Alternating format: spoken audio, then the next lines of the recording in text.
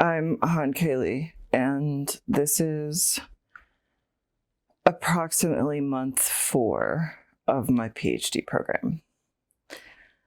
As you can see, it's not a particularly high energy day for me. I have some content that is going viral on one of the platforms that I put content on, and I find that it is very hard to relax while that's happening because it feels like there are hundreds of people trying to get my attention all day. And as a result, I've slept really poorly for 2 or 3 nights, and my shoulder is absolutely fucked. But we're not here to talk about content creation. We're here to talk about scholarship. I am about 2 weeks into the current semester.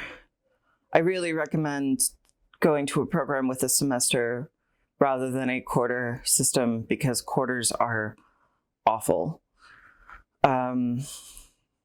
School's fine. I'm in one less class this term, and the classes that I'm in are, I think, on average, a little bit less demanding. So that feels like there's a lot less pressure to just be constantly reading. I have one class that has a pretty heavy reading load, but the other 2 are a lot lighter. So vibes in the program are good. Vibes in the state are rancid. I am in Missouri right now, and Missouri's state legislature is almost 70% Republican, and the state introduced 30 anti-LGBT bills this month.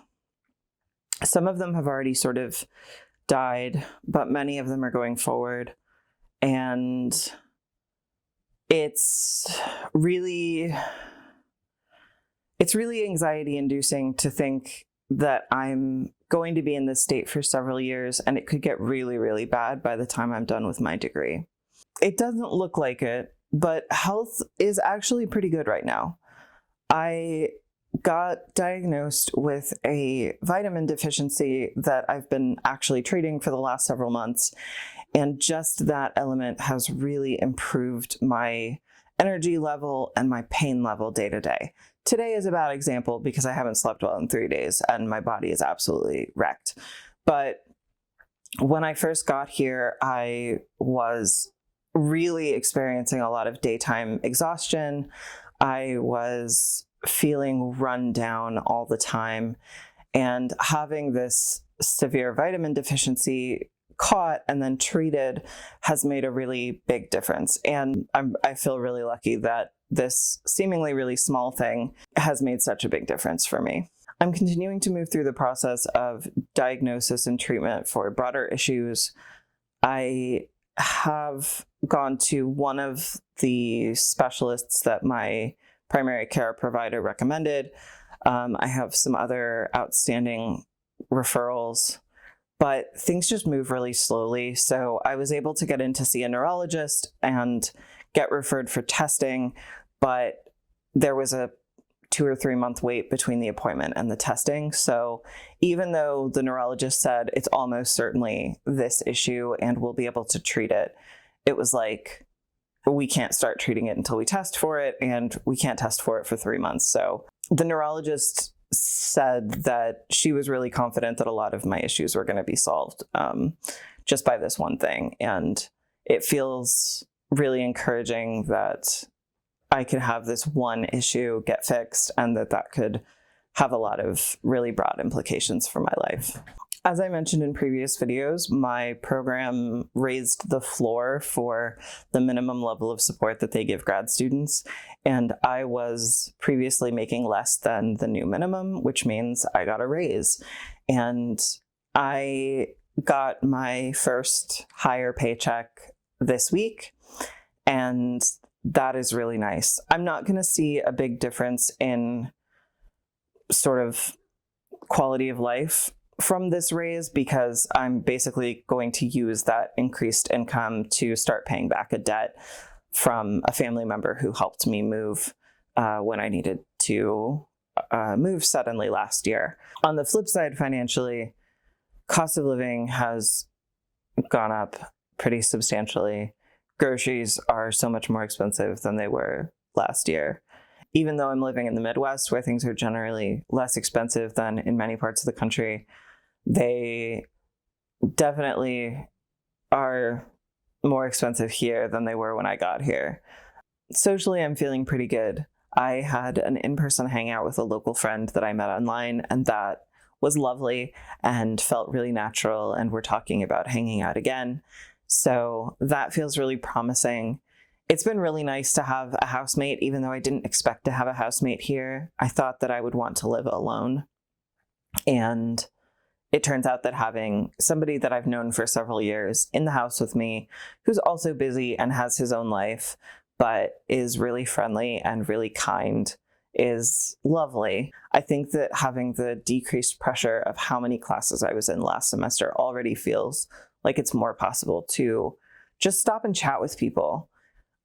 Just not feeling like I'm behind on reading every second just makes it possible to pause in the hallway and just get into a natural conversation with somebody else who happens to be in the department. And that makes a really huge difference.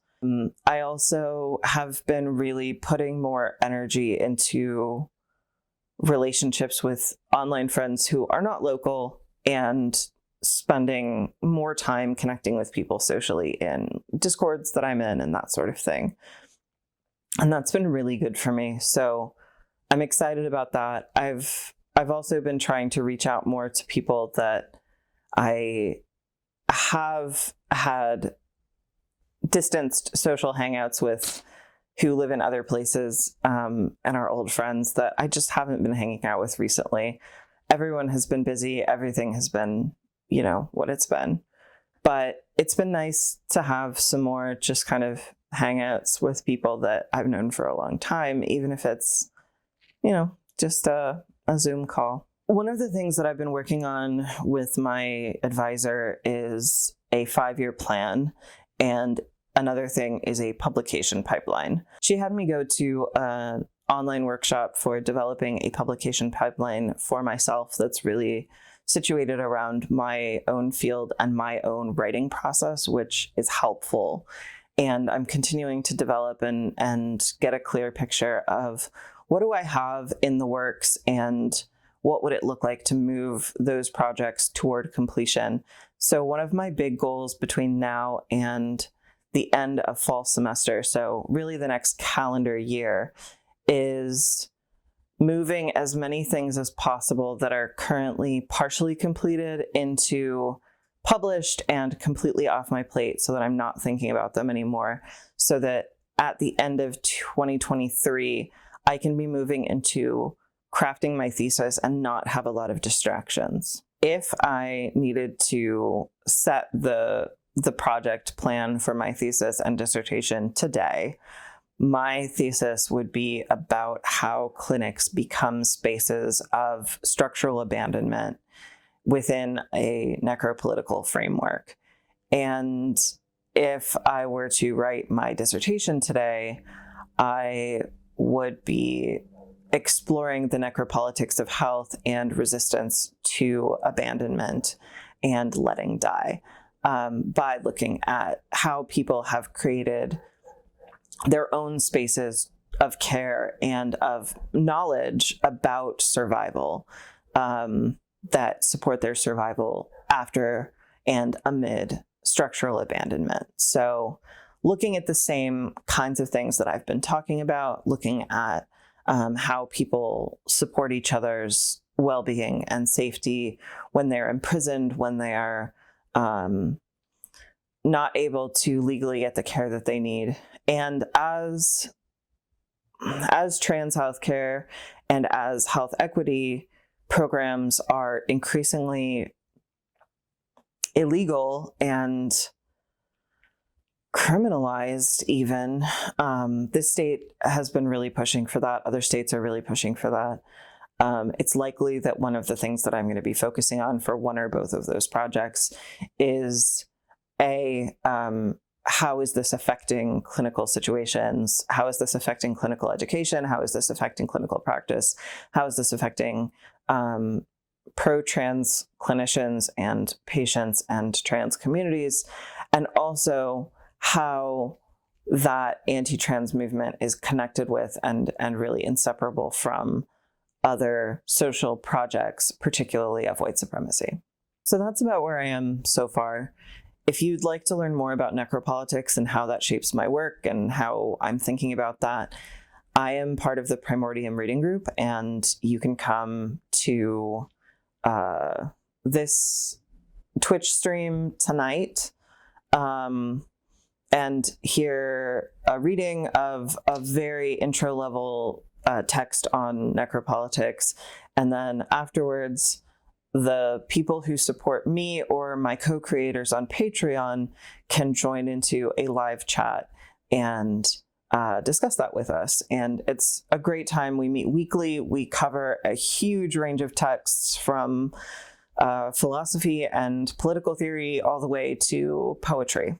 So check that out, and you can support my work on Patreon. And if you'd like to see your name here, that's how you can do that. Thank you so much always to the people who support me both on Patreon and by interacting with my content here and on other platforms.